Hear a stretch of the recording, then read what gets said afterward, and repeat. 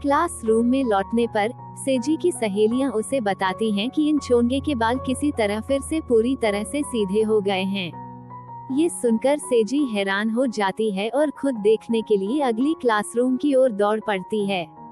ये सच था और यह कुछ ऐसा था जिसका उसने हमेशा सपना देखा था। जब उसने पूछा तो उसे पता चला कि इन चोंगे ने जंगमाई सैलून से 2 लाख वॉन में अपने बाल सीधे करवाए हैं। जिज्ञासा और उम्मीद से भरी सेजी और उसकी सहेलियां सैलून जाने के लिए उत्साहित हो गईं। हालांकि सेजी के बाल जन्म से ही बहुत घुंघराले थे, लेकिन दुकान के मालिक ने उसे आश्वासन दिया कि बालों को बदलना संभव है। घर लौटने पर उसने अपनी सारी जमा पूंजी इकट्ठा की, लेकिन वह पैसा हेयर स्ट्रेटनिंग के लिए पर्याप्त नहीं था। निराश होकर वह बस एक बार देखने के लिए फिर से सैलून लौट गई। तभी उसने अचानक सुना कि जेओका सैलून लेडी को माँ कहकर पुकार रहा है। उसके मन में एक अजीब विचार आया। अगले दिन से उसने जेओका के साथ असामान्य रूप से दोस्ताना व्यवहार करना शुरू कर दिया, जो उसके पिछले व्यवहार से एकदम अलग था। स्कूल के बाद सेजी ने सैलून के ठीक बाहर जेओका से टकराने का नाटक किया और पूछा कि वह वहाँ क्या कर रहा था।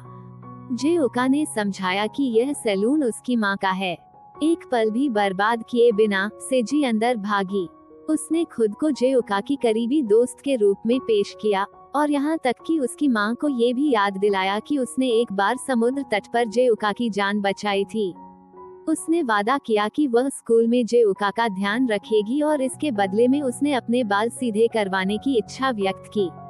जेओका की माँ हंसी और सहमत हो गईं, लेकिन केवल तभी जब जेओका का प्लास्टर खुल जाएगा। उस दिन से सेजी ने खुद को जेओका के रोजमर्रा के जीवन में पूरी तरह से शामिल कर लिया।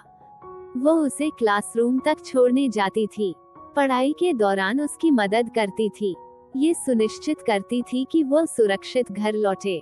यहाँ तक कि उसने जेओका का माँ को सैलून खुलने के प्रचार के लिए पोस्टर बांटने में भी मदद की थी।